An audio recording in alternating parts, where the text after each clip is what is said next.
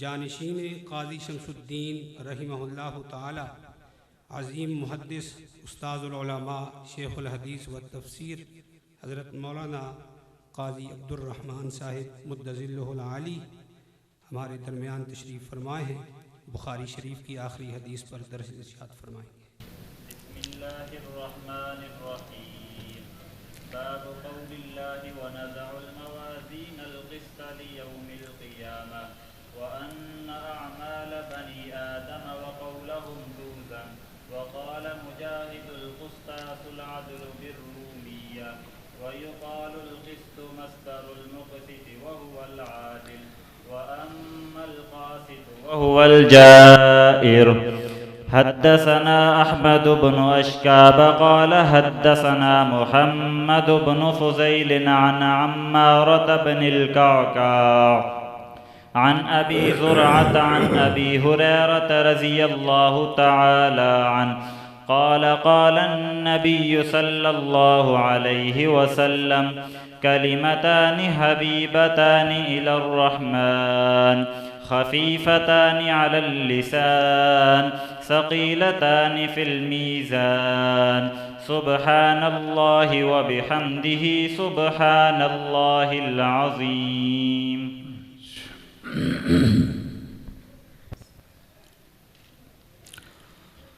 الحمد للہ العزیز الودود والصلاة والسلام علی نبیہ المحمود وعلی آلہ واصحابہ الذین هم صاحب الصدق والحیاء والجود، اما بعد فاعوذ باللہ من الشیطان الرجیم، بسم اللہ الرحمن الرحیم۔ معزز علماء کرام، مسلمان عزیز ساتھیوں، یہ حدیث شریف جو اس وقت آپ کی خدمت میں پڑھی گئی ہے، یہ بخاری شریف کی آخری حدیث ہے۔ بحمد اللہ تعالی کچھ خوش قسمت لوگ تو سارا سال اس چمن محمدی میں بیٹھ کر حضور اکرم صلی اللہ علیہ وسلم کے فرامین کو پڑھتے رہے ہیں، جن کے بارے میں حضور اکرم صلی اللہ علیہ وسلم نے یہ بشارت دی، نظر اللہ عمران سمع مقالتی فوعاها وعداها او کما قال النبی صلی اللہ علیہ وسلم۔ اللہ اس بندے کو خوش رکھے جو ہماری بات کو سنتا ہے، اس کو محفوظ رکھتا ہے، پھر آگے پہنچاتا ہے، اور اس کو اللہ خوش رکھے۔ یہ وہ دعا ہے جو حضور اکرم صلی اللہ علیہ وسلم نے حدیث پڑھنے والوں کے لیے کی ہے، اور یہ دعا ہمیشہ ہمیشہ کے لیے ہے۔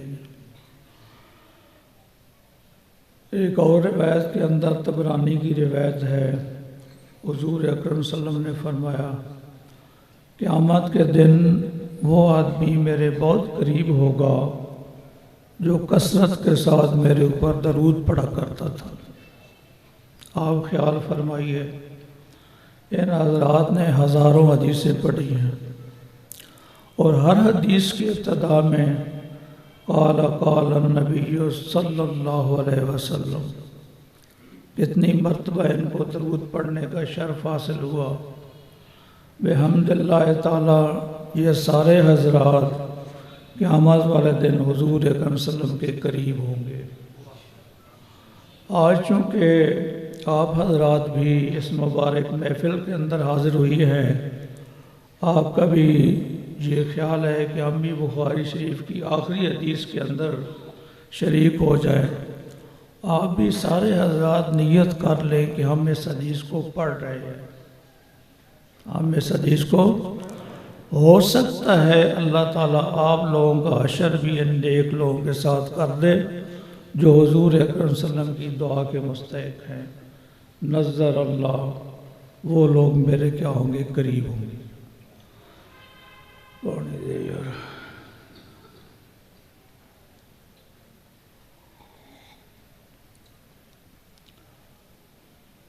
چونکہ طالب علم بھی ہوتے ہیں، عام لوگ بھی ہوتے ہیں، لہذا اس موقع پر درمیانی سی باتیں ہوں گی، صرف علمی باتیں نہیں ہوں گی، تاکہ عوام جو ہیں وہ محروم نہ رہیں۔ درمیانی قسم کی باتیں ہوں گی۔ تو یاد رکھنا، آخری دین جو ہے وہ دین اسلام ہے، اور کامیابی جو ہے وہ اسی دین کے اندر ہے۔ رب ذوالجلال فرماتے ہیں ان الدین عند اللہ الاسلام، دین اللہ کے نزدیک پسندیدہ جو ہے وہ اسلام ہے۔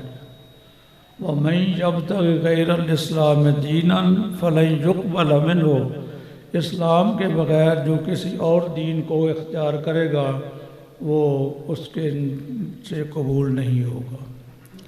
دوسرے جتنے مذاہب بھی ہیں یہود و نصارہ کے، اپنے اپنے وقت کے اندر وہ سچے مذہب تھے، جو لوگ ان پر عمل کرتے تھے ان کی نجات ہونی ہے۔ لیکن اس وقت وہ سارے کے سارے دین جتنے بھی ہیں منسوخ ہو چکے ہیں۔ کوئی بندہ کتنے خلوص کے ساتھ ان دین پر عمل کرے، تورات پر، انجیل پر، وہ عمل اس سے قطعاً قابل قبول نہیں ہوگا۔ سیدنا عمر فاروق رضی اللہ تعالیٰ عنہ، ان کو ایک دفعہ تورات کا نسخہ کہیں سے ملا۔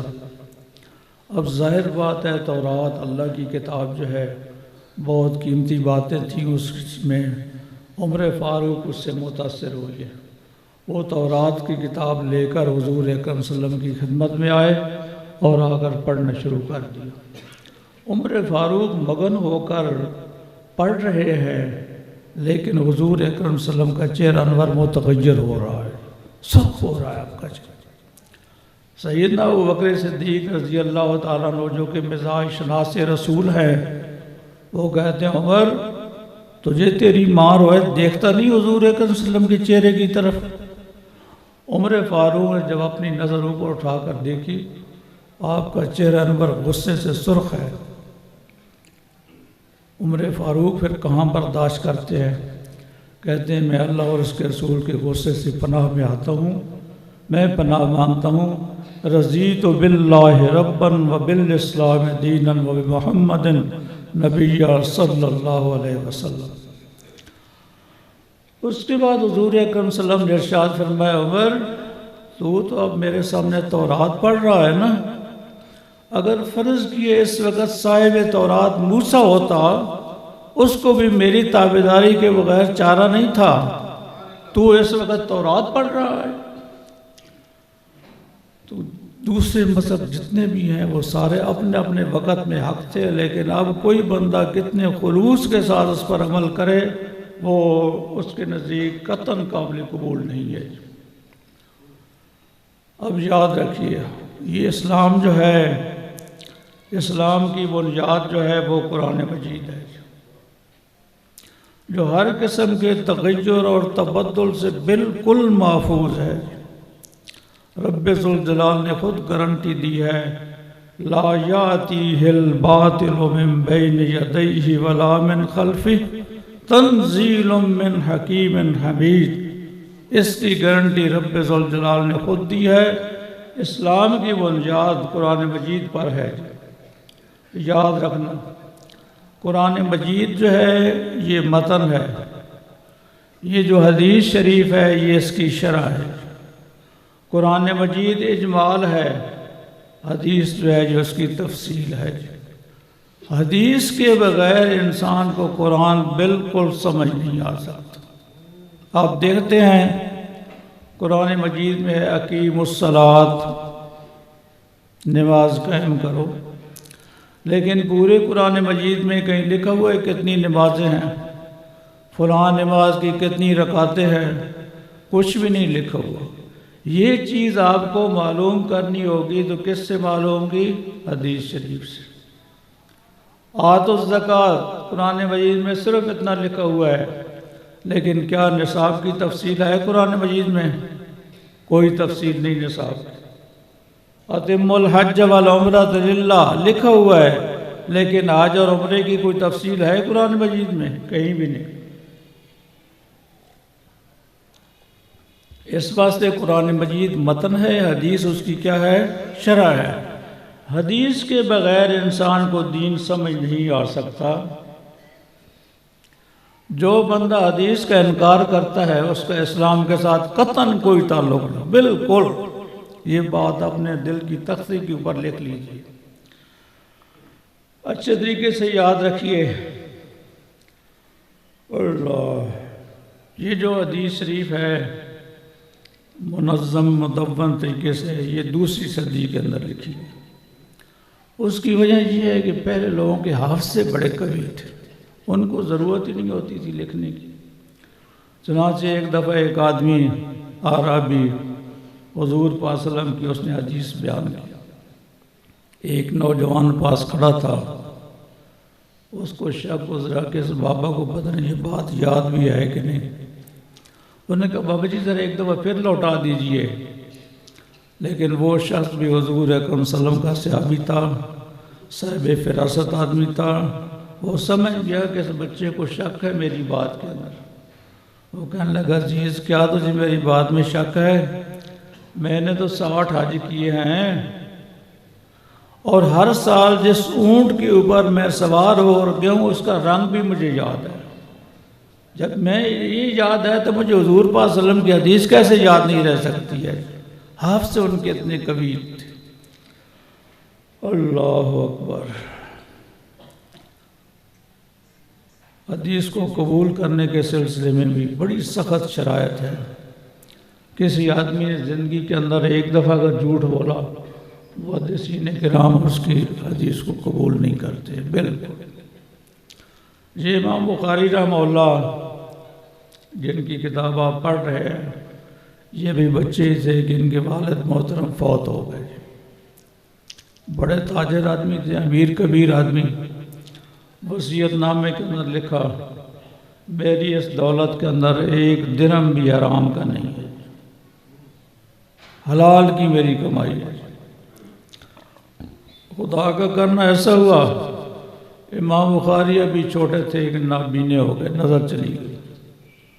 اب ماں بیچاری پریشان، ایک ہی میرا بیٹا ہے، خاوند بھی نہیں ہے، نظر اس کی چلی گئی ہے۔ رو رو کر اللہ تعالیٰ سے دعائیں کی، اللہ میرے بیٹے کی نگاہ کو لوٹا دے۔ اور مائیں بڑی قیمتی ہوتی ہیں، ان کی دعائیں ضائع نہیں جاتی ہیں، ان کے دل سے وہ دعائیں نکلتی ہیں۔ اللہ تعالیٰ نے مہربانی فرمائی، دوبارہ پھر ابراہیم علیہ السلام کو نظر مل گئی۔ جب نظر مل گئی بڑی خوش ہوئی۔ اگر آج کل کا دور ہوتا بچے کو کسی بڑے انگریزی سکول میں داخل کراتے، لیکن نہیں، وہ بہتر زمانہ تھا، خیر زمانہ تھا۔ اس وقت کے جو شرفاء لوگ تھے نا، امیر لوگ، شرفاء لوگ، وہ اپنے بچوں کو مدارس کے اندر داخل کیا کرتے تھے۔ اس کی وجہ یہ ہے کہ یہی مدارس دین کا منبع ہے۔ آج بھی اگر کہیں کوئی اسلام کے دین کی روشنی ہے ان مدارس کی وجہ سے۔ سکول اور کالجوں سے کتنے لوگ ہیں جن کے چہرے مسلمانوں جیسے ہیں، جن کا لباس مسلمانوں جیسا ہے، لیکن یہاں تو آپ دیکھیں گے ہر آدمی کی نورانی شکل، داڑھی رکھی ہوئی ہے، سر ڈھکا ہوا ہے، لباس خوبصورت پہنا ہوا ہے۔ یہ اسلام کی برکت ہے اور ان مدارس عربیہ کی برکت ہے۔ امام بخاری رحمہ اللہ چونکہ بچے جو تھے ایک مدرسے میں جاتے بیٹھے رہتے، اس طرح لوگ پڑھتے حدیثیں اپنے استاد سے۔ کچھ دنوں کے بعد ساتھی طالب علم پھر معاف تو نہیں کرتے ہیں نا، بھائی تو کیوں وقت ضائع کرتا رہنا، تو بھی لکھا کا جیسا ہم لکھتے ہیں۔ امام بخاری نے کہا بھائی بات یہ ہے، مجھے یہاں آتے ہوئے آج 15 دن ہو گئے، ہر روز میرے استاد مکرم 1000 حدیث بیان کرتے ہیں، لو میں تمہیں سند کے ساتھ یہ 15000 حدیثیں میں تمہیں سنا دیتا ہوں۔ چنانچہ فر سب حدیثیں سناتا ہوں۔ اللہ تعالیٰ نے اتنا حافظہ عطا فرمایا تھا امام بخاری رحمہ اللہ کو، اور یہ جو کتاب جب لکھی ہے نا امام بخاری رحمہ اللہ نے، بخاری کا ہر باب باندھنے سے پہلے غسل کرتے تھے، 2 رکعت نماز نفل پڑھتے تھے۔ گویا کہ امام بخاری رحمہ اللہ نے یہ کتاب لکھتے ہوئے 9000 دفعہ غسل کیا، 18000 رکعت نفل پڑھی، اور 16 سال کے اندر اس کتاب کو انہوں نے مکمل کیا۔ علماء کرام، آپ کو یاد ہوگا کہ امام بخاری سب سے پہلی جو حدیث لائے ہیں اپنی کتاب کے اندر، وہ کیا ہے؟ انما الاعمال بالنیات۔ یہ حدیث سب سے پہلے لائے۔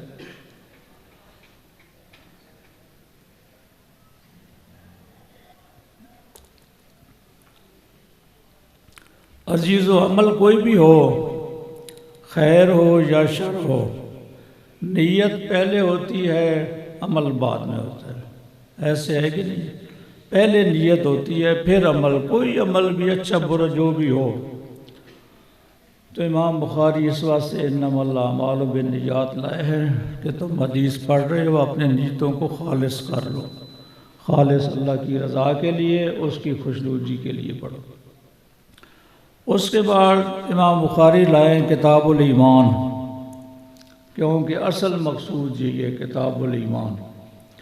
کیوں؟ ایمان ہے سب کچھ ہے، اگر ایمان نہیں تو اس کے بعد کچھ بھی نہیں۔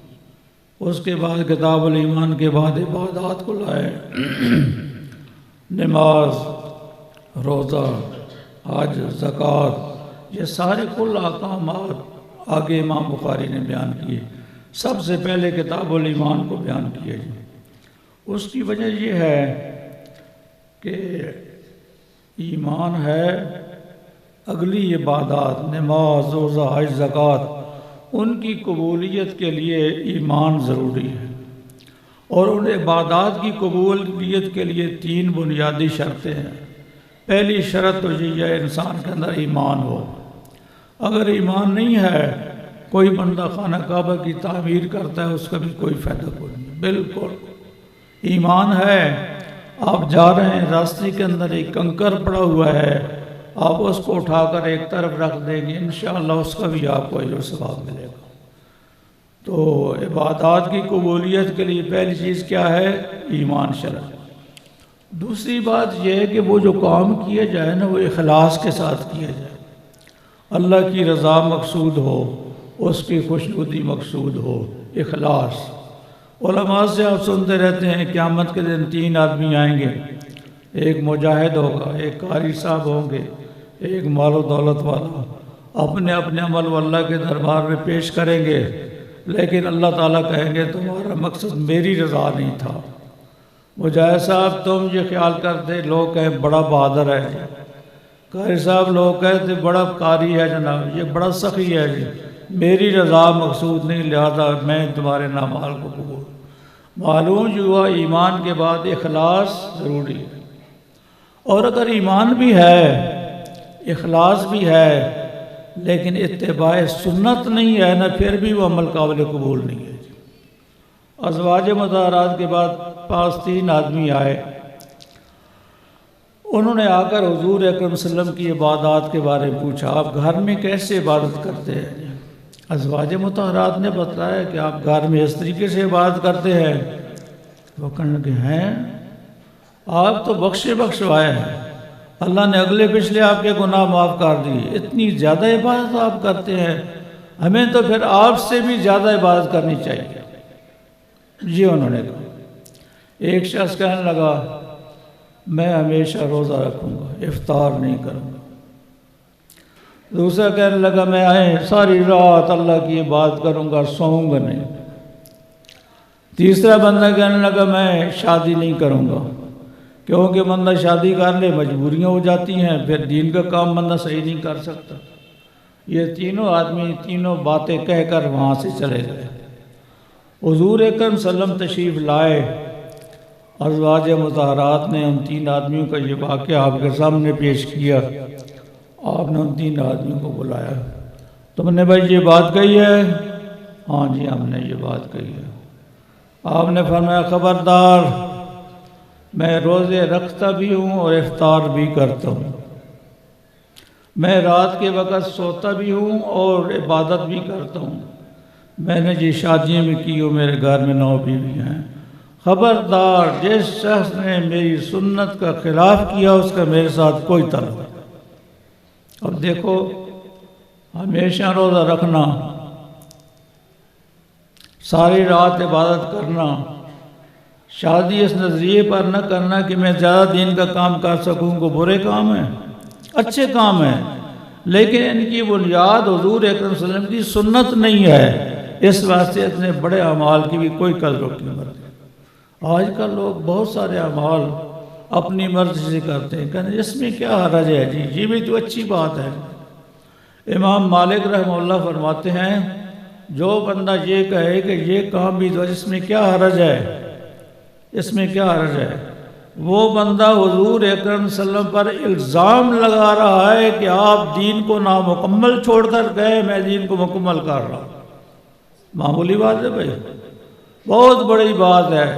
لہذا یہ بات یاد رکھے، دین کے معاملے میں جو بات حضور اکرم صلی اللہ علیہ وسلم نے کہی ہے اس بات کو کرو، اپنی طرف سے نئی نئی باتیں مت نکالو۔ اللہ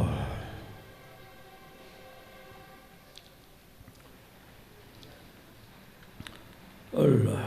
تو امام بخاری رحمہ اللہ نے یہ ساری چیزیں کتاب الایمان، نماز، روزہ، حج، زکوٰۃ کے بارے میں بیان کرنے کے بعد ساری چیزیں آپ نے پڑھی ہیں۔ آخری بیان جو ہے امام بخاری رحمہ اللہ نے اس کتاب کے اندر کتاب التوحید رکھی ہے۔ آپ نے پڑھا ہے ابھی، یہ جو باب پڑھے ہیں اس کی ابتداً کتاب التوحید ہے جی۔ گویا کہ امام بخاری رحمہ اللہ یہ بتلانا چاہتے ہیں کہ تمام کام، نماز ہو، روزہ ہو، حج و زکوٰۃ ہو، ان کا انجام ایمان اور توحید ہے۔ ایمان ہوگا، خاتمہ بھی توحید پر ہوگا، تب وہ اعمال قابل قبول ہے۔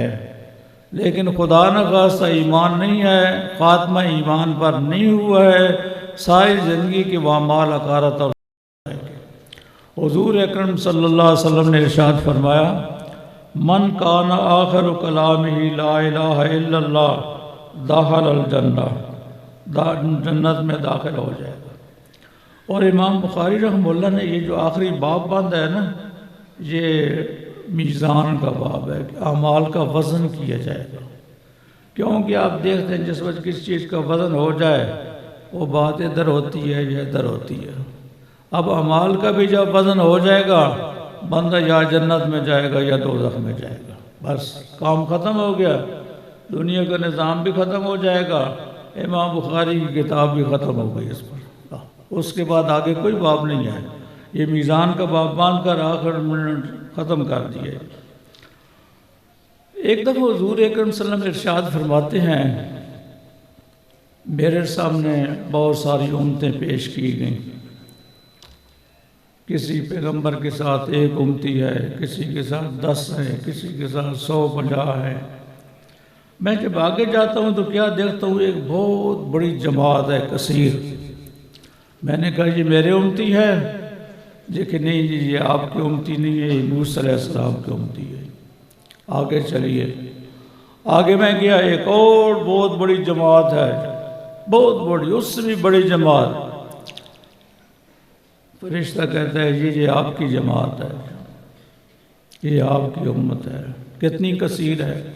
اور ساتھ ہی وہ فرشتہ یہ بھی کہتا ہے کہ ان امتیوں کے ساتھ ساتھ 70,000 ایسے آدمی ہیں جن کے اوپر کوئی حساب و کتاب نہیں، یعنی بغیر حساب و کتاب کے اللہ ان کو جنت میں داخل فرمائیں گے۔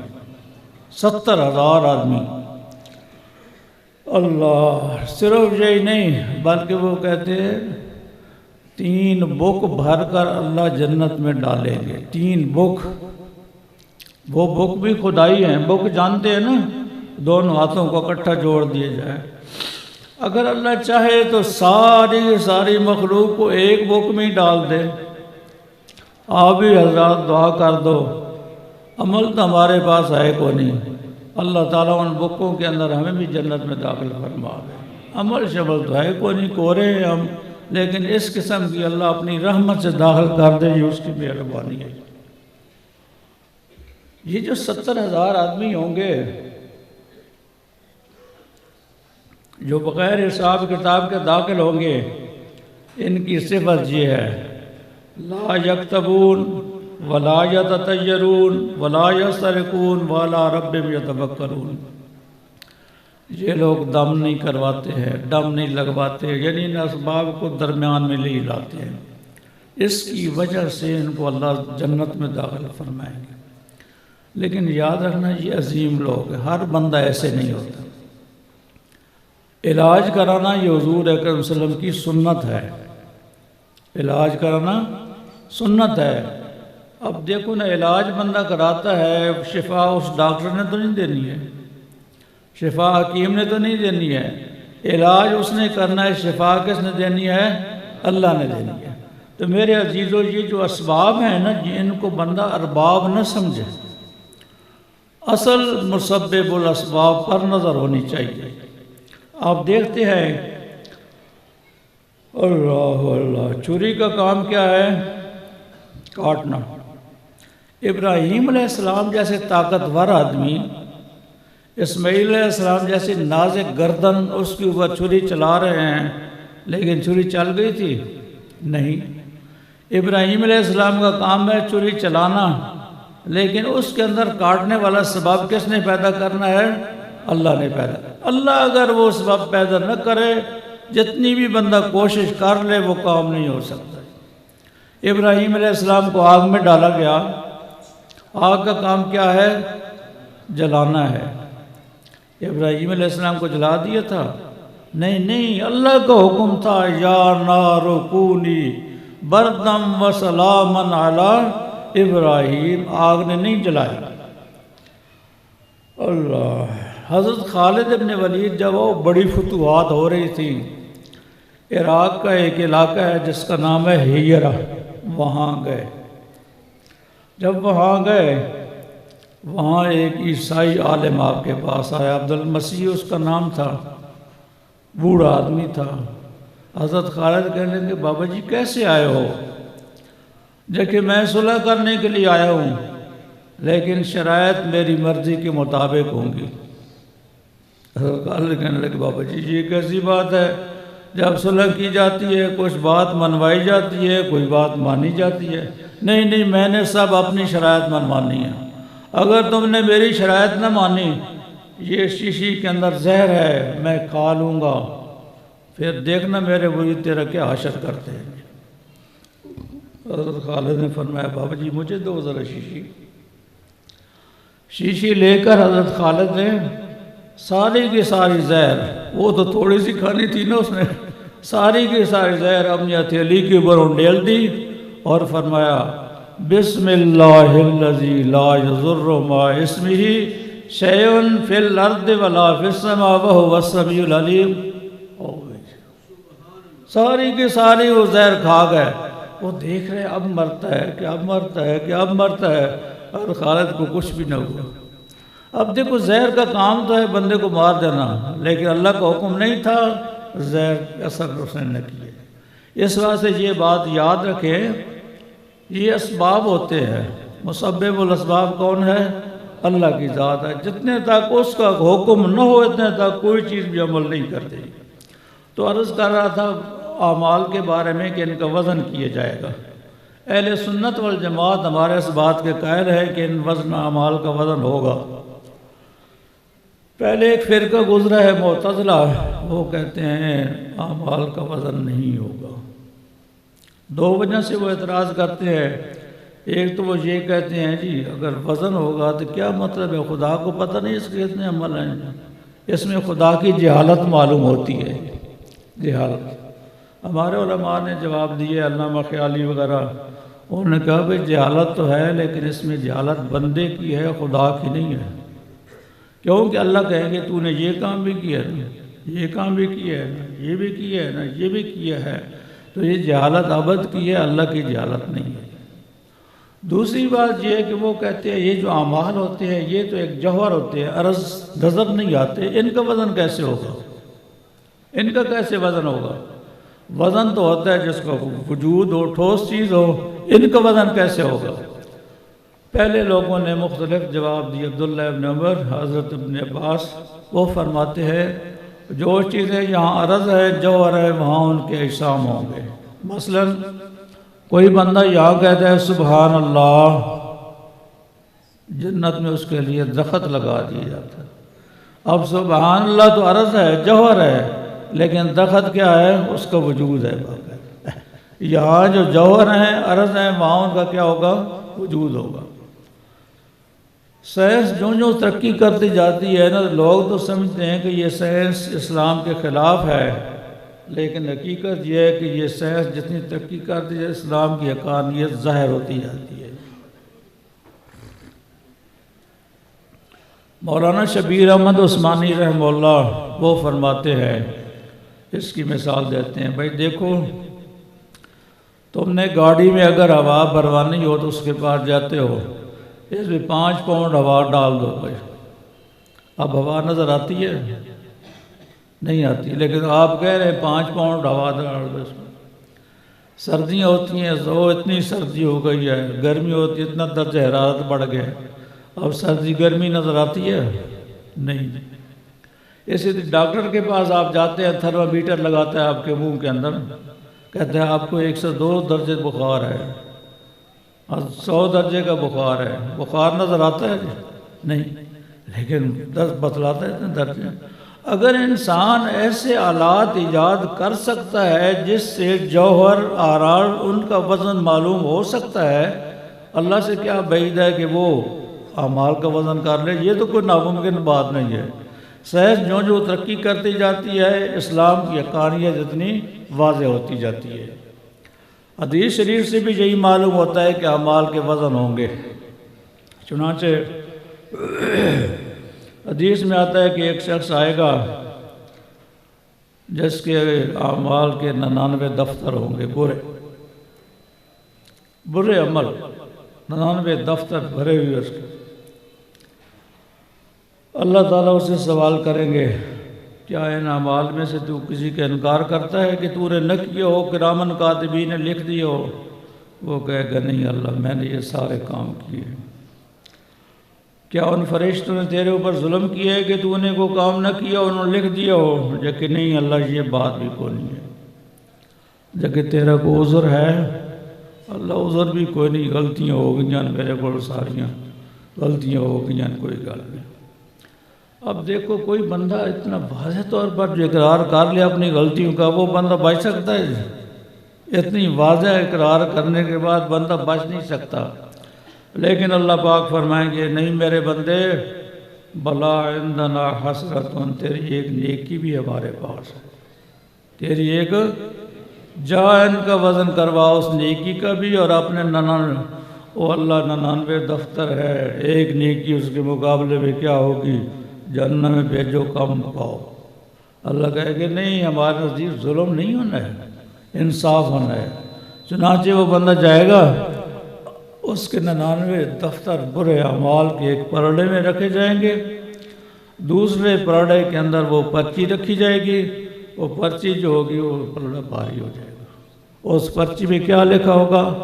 کلمہ شہادت، اشہد ان لا الہ الا اللہ وحدہ لا شریک لہ واشہد ان محمدا عبدہ ورسولہ۔ اللہ کے نام کے برابر کوئی چیز نہیں ہو سکتی۔ اب دیکھو 99 دفتر، لیکن اللہ جب اس کو معاف کرنے لگا تو اپنے نام کی وجہ سے اس کو معاف کر دیا۔ اس واسطے میرے بھائیو عزیزو، آپ بھی اللہ سے یہ دعا کیا کریں، اے اللہ ہم سے آسان حساب لینا، ہم سے اللہم حاسبنا حسابا یسیرا، یہ اپنی زبان کے اندر کہا اللہ ہم سے آسان حساب لینا، اور جب آسان حساب ہوگا کوئی نہ کوئی صورت بن جائے گی معافی کی کوئی نہ کوئی صورت بن جائے گی۔ ایک دفعہ حضور اکرم صلی اللہ علیہ وسلم اماں جان کے گھر میں بیٹھی ہوئی ہے، آپ نے فرمایا عائشہ من لوکش عذب، من لوکش، جس آدمی کے اعمال میں مناقشہ کیا گیا بس اس کی خیر نہیں، وہ عذاب اس کو دیا جائے گا۔ اماں جان جن کی قرآن مجید کے ساتھ بڑی مناسبت ہے وہ فٹ و فٹ کہنے لگی حضرت اللہ تو فرماتے ہیں فسوف یحاسب حسابا یسیرا، آسان حساب لیا جائے گا، اور آپ کہتے ہیں کہ اس آدمی کو عذاب دیا جائے گا۔ حضور اکرم صلی اللہ علیہ وسلم ارشاد فرماتے ہیں عائشہ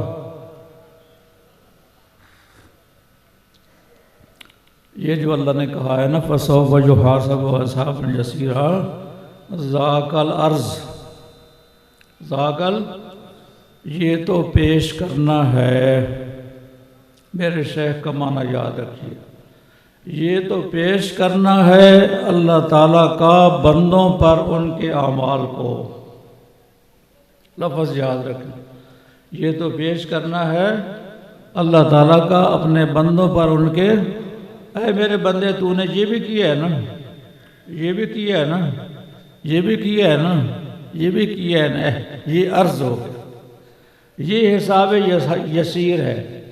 اور اگر کسی کے سامنے عمل پیش کریں گے اور اللہ کہہ دیں گے یہ کیوں کیا ہے، کیوں کیا، وہاں کیا جواب دے سکے گا من؟ دنیا کے اندر کوئی بندہ کسی کی بات پر ایبجیکشن لگا دے اس کو مطمئن کرنا مشکل ہوتا ہے، اللہ کو کیا جواب دے سکے گا؟ یہ ہے مناقشہ، یہ ہے مناقشہ۔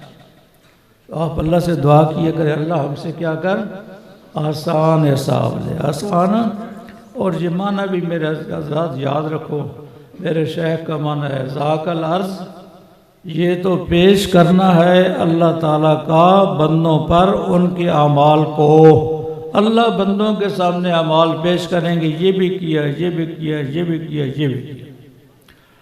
اس لیے عرض کر رہا ہوں ایک بہت بڑے محدث ہیں بڑے آدمی، لیکن انہوں نے اس کا معنی الٹ کیا ہے، یہ تو پیش کرنا ہے بندوں کا اللہ کے سامنے اعمال کو۔ بندوں کو کیا پتہ ہے ہمارے کتنے عمل ہیں، وہ اللہ کے سامنے کیا پیش کریں گے؟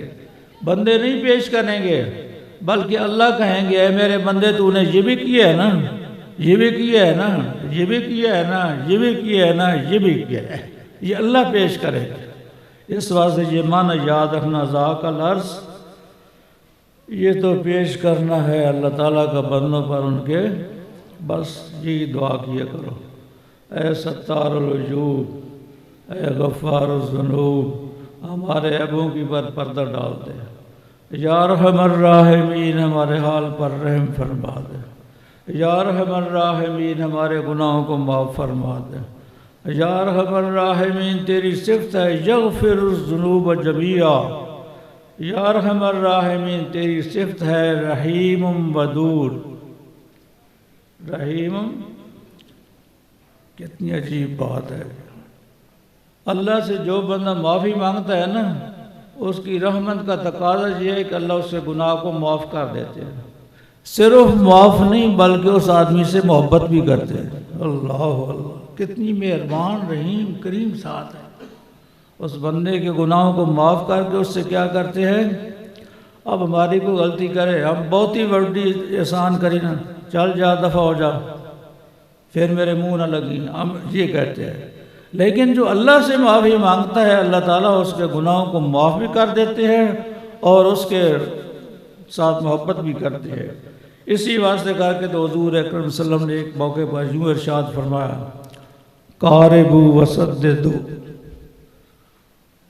نیک کام کرو میانہ روی کرو، میانہ روی کرو، اللہ کے گناہوں کے اندر نافرمانی میں بغاوت کے اندر اپنے آپ کو اندھا دھند نہ ڈال دو، میانہ روی کرو، اللہ سے معافی مانگو۔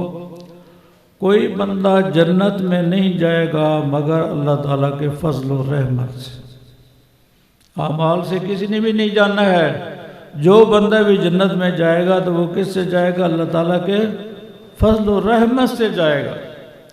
ایک شخص کہنے لگے حضرت آپ بھی، اللہ حضرت آپ بھی، آپ فرماتے ہیں ہاں بھائی میں محمد بھی، اگر اللہ کی فضل و رحمت نہ ہوا تو میں بھی نہیں جاؤں گا، الا ان یتغمدنی اللہ برحمت، مجھے بھی اللہ اپنی آغوش رحمت میں لے لیں گے تب میں بھی جنت میں جاؤں گا۔ اس واسطے میرے بھائیوں بزرگوں عزیزوں، عاجزی انکساری کیا کرو، اللہ سے معافیاں مانگا کرو، روئے دھوئے کرو، عاجزی کیا کرو۔ جتنی عاجزی اللہ کو پسند ہے اتنی کسی کو پسند نہیں۔ کیوں؟ جس کے پاس کوئی چیز نہیں ہوتی ہے وہ اس کو پسند ہوتی ہے کہ نہیں؟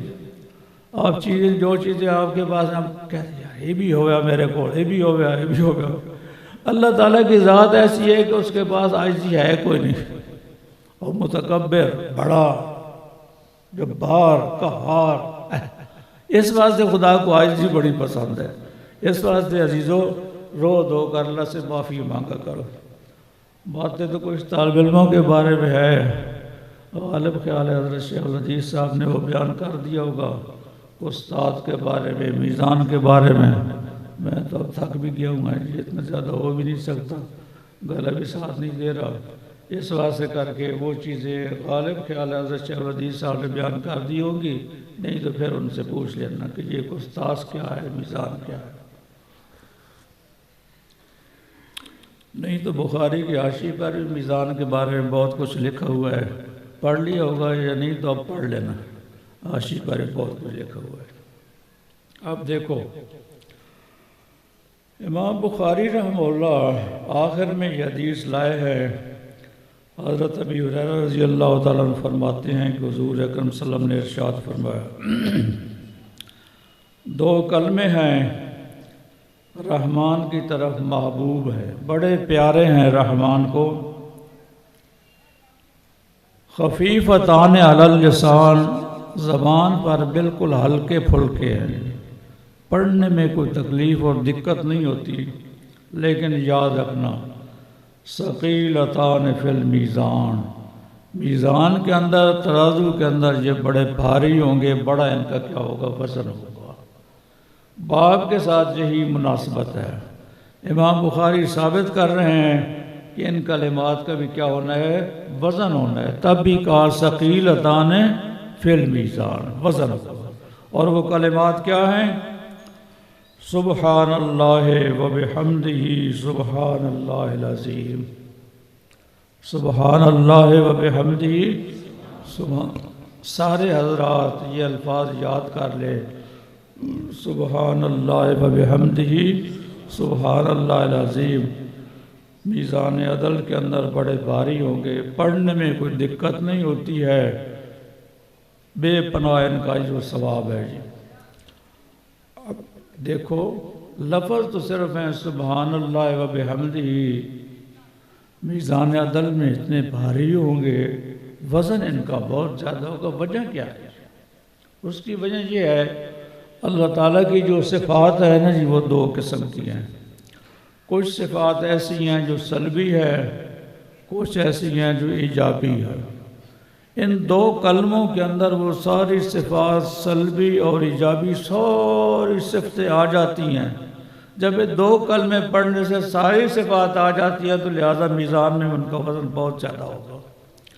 سلبی صفات جیسا کہ اللہ کا کوئی شریک نہیں ہے، شریک یہ سلب ہے نا، اللہ تعالیٰ کا کوئی وزیر نہیں ہے، اللہ تعالیٰ کا کوئی مشیر نہیں ہے، اللہ تعالیٰ کا نائب نہیں ہے، بیوی نہیں ہے، اولاد نہیں ہے، سوتا نہیں ہے، اونگتا نہیں ہے، بھولتا نہیں ہے، ظلم نہیں کرتا ہے، مرتا نہیں ہے، یہ ساری سلبی صفات۔ تو کیا کہا؟ سبحان اللہ، سبحان اللہ۔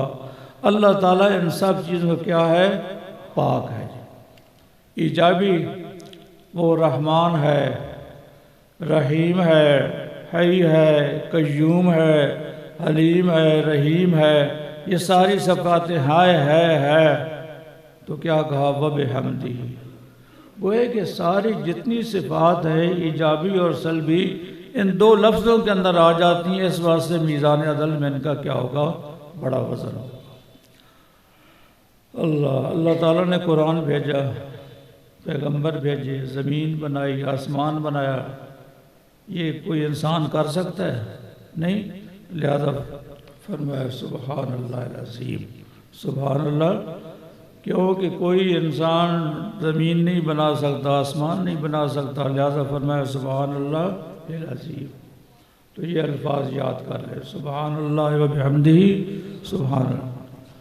اور حضرات آپ کو یاد ہوگا آپ نے کتاب الدعوات کے آخر میں یہ حدیث پڑھی ہے، کوئی بندہ اگر 100 مرتبہ یہ کلمات کہہ لے سبحان اللہ و بحمدہ، بس یہاں تو آپ نے پڑھا ہے نا سبحان اللہ و بحمدہ سبحان اللہ العظیم، لیکن کتاب الدعوات کے آخر میں ہے، اس میں صرف یہ لفظ ہے، جو بندہ 100 مرتبہ کہہ دے سبحان اللہ و بحمدہ 100 مرتبہ، اللہ تعالیٰ اس کے گناہوں کو معاف فرما دیتے ہیں، اگرچہ سمندر کی جھاگ کے برابر۔ اللہ تعالیٰ اس کے گناہوں کو معاف فرما دیتے ہیں، اگرچہ سمندر کی جھاگ کتنی ہے؟ یہ پوری زمین جو ہے نا، اس میں 3 حصے پانی اور 1 حصہ خشکی ہے، 3 حصے پانی کی کتنی جھاگ ہوگی؟ بے انتہا انسان کے گناہوں، اگر صرف 100 مرتبہ یوں کہہ دے ہر روز سبحان اللہ و بحمدہ، بس یاد کر لو میرے عزیزو، سبحان اللہ 100 دفعہ، اور عمل بھی کیے کرو، عمل بھی اس پر کیے کرو، 100 دفعہ پڑھ لو، کتنے گناہ ہوں گے اللہ ان کو معاف فرما دیں گے۔ اسی کتاب الدعوات کے اندر ہی ساتھ لکھا ہوا ہے، جو بندہ یوں کہہ دے لا الہ الا اللہ وحدہ لا شریک لہ لہ الملک وہو علی کل شیء قدیر، یوں پڑھ لے 100 مرتبہ، اتنا اجر و ثواب ہے گویا کہ اس نے 10 غلام آزاد کیے، 100 نیکیاں اس کے نامہ اعمال میں لکھ دی جاتی ہے، 100 گناہ اس کے معاف کر دیے جاتے ہیں، اور وہ بندہ سارا دن شیطان کے ہتھ کنڈوں سے محفوظ رہتے ہیں۔ اللہ، کتنی معمولی باتیں اور آخرت کی کتنے بڑے خزانے ہیں۔ لا الہ الا اللہ وحدہ لا شریک لہ لہ الملک ولہ الحمد وہو علی کل شیء، اللہ عمل کی توفیق نصیب فرمائے۔ یہ باتیں جو ہوتی ہیں اس لیے ہوتی ہیں کہ ہم اپنے پلے باندھ لیں، عمل کریں ان کے اوپر۔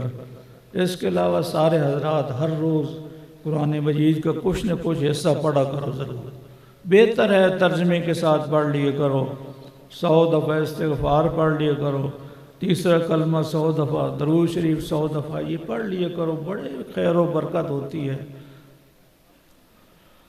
اللہ، آخری ایک بات جس کا سبق کے ساتھ تو تعلق نہیں ہے، ویسے میں عرض کر دیتا ہوں، شاید کوئی فائدہ ہو ہی جائے۔ ایک شخص نے ایک دفعہ عرض کیا، حضرت مجھے کوئی ایسا عمل بتلائیے جو جنت کے قریب کر دے اور جہنم سے دور کر دے، سوال دے، اور ساتھ یہ شرط بھی لگائی کہ عمل بھی کوئی چھوٹا سا ہو، بڑا عمل نہ ہو۔ مانگ کیا رہا ہے؟ اتنی بڑی چیز، جنت کو مانگ رہا ہے، جہنم کی پناہ، عمل تھوڑا سا ہو۔ میں قربان جاؤں حضور اکرم صلی اللہ علیہ وسلم پر، اللہ تعالیٰ نے آپ کو جوامع الکلم عطا فرمائے۔ آپ فرماتے ہیں کوئی نہیں بھائی، چھوٹا سا عمل بتلاتا ہوں، کیا؟ لا یزال لسانک رطبا من ذکر اللہ، تیری زبان ہر وقت اللہ کے ذکر سے تر رہنی چاہیے، تیری زبان کے اوپر ہر وقت اللہ کا ذکر ہونا چاہیے، جہنم سے دور ہو جائے گا، جنت کا مستحق بن جائے گا۔ اور میرے عزیزوں، یہ کوئی مشکل بات نہیں ہے، ہم اپنی مجلسوں میں بیٹھے ہیں، صبح سے لے کر شام تک گپے ہانکتے رہتے ہیں، کئی لوگ ساری رات گپے لگاتے رہتے ہیں، ان کا وہ مشغلہ ہے نا۔ اگر آپ یہ اپنے دل کو لگائے، ہر وقت کہو اللہ اللہ اللہ اللہ، میرے پیر مرشد فرمایا کرتے ہر وقت زبان پر یہ کلمہ ہونا چاہیے، اللہ اللہ، حسبنا اللہ و نعم الوکیل، استغفر اللہ، ہر وقت یہ عادت تھوڑی سی بناؤ نا، انشاءاللہ ہر وقت آپ کی زبان پر یہی بات جاری ہو۔ یوں کہو اللہم اغفر لی وارحمنی، اللہم اغفر لی، اللہ مجھے معاف فرما دے، اللہ میرے حال پر رحم فرما دے۔ کتنے آسان سے کلمات ہیں میرے عزیزو، یہ ذرا عادت بناؤ، چلتے پھرتے اٹھتے بیٹھتے، جب بھی اللہ کی کوئی نعمت ہو الحمدللہ، جب بھی کوئی اچھی چیز نظر آئے زبان سے کہو سبحان اللہ، جب بھی کوئی غلط خیال آ جائے استغفر اللہ، یہ کلمات پڑھتے رہو، اپنا مزاج بنا لو، عادت بنا لو، انشاءاللہ دنیا اور آخرت کی بھلائی ملے گی۔ جتنے طلبہ اعظام جنہوں نے یہ حدیث شریف پڑھی ہے، میں ان کے بارے میں دعا گو ہوں، اللہ تعالیٰ ان کو اپنے دین کے لیے قبول فرما لے۔ اللہ تعالیٰ ان کو اپنے دین کے لیے، ایک تو پڑھنا مقصود نہیں ہوتا، اصل چیز یہ اللہ کسی کو قبول فرما لے۔ آپ بھی خلوص دل کے ساتھ دعا کر اللہ ہمیں اپنے دین کے لیے قبول فرما لے۔ اس کے علاوہ جتنے مسلمان بھائی آئے ہوئے ہیں، جن کی بھی جو جائز حاجات ہیں، اللہ اپنے فضل و رحمت سے ان کی حاجات کو قبول فرمائے۔ مقروض ہے ان کے قرضوں کی ادائیگی کی کوئی صورت پیدا فرما دے۔ بے روزگار لوگ ہیں، اللہ تعالیٰ حق حلال کی روزگار عطا فرما دے۔ اگر اولاد نہیں ہے، اللہ تعالیٰ نیک نرینہ اولاد عطا فرما دے۔ تمام دنیا کی مظلوم مسلمانوں کی اللہ تعالیٰ امداد فرما دے۔ جتنے بھی اسلامی ملک ہیں، اللہ تعالیٰ وہاں اسلام کی ہوائیں چلا دے۔ اس وقت آپ دیکھتے ہیں 53 ملک ہے، کوئی ایک ملک بھی ایسا نہیں جس میں اسلامی قانون ہو۔ اور یاد رکھنا وہ سب سے بڑی بات یہ ہے، یہ جتنے حکمران ہیں، جتنے ان کی اپنا وجود، ان کی اپنی خواہشات، ان کی اپنے جتنے چیزیں ہیں، وہ سب رکاوٹ ہیں۔ اللہ اس ملک کے اندر قرآن اور سنت کا قانون نافذ فرما دے۔ کوئی ایسا نیک بندہ آ جائے جس کو دنیا کی کوئی غرض نہ ہو، محض دین کی غرض ہو۔ اللہ سے دعا ہے، اللہ ہم سب کی دعاؤں کو قبول فرمائے۔ اللہم انا نسألک من خیر ما سألک من عبدک ورسولک محمد صلی اللہ علیہ وسلم ونستعیذ بک من کل ما استعاذک من عبدک ورسولک محمد صلی اللہ علیہ وسلم انت المستعان علیک البلاغ ولا حول ولا قوة الا باللہ العظیم ربنا تقبل منا انک انت السمیع العلیم۔ الحمدللہ علی اجابت الدعاء۔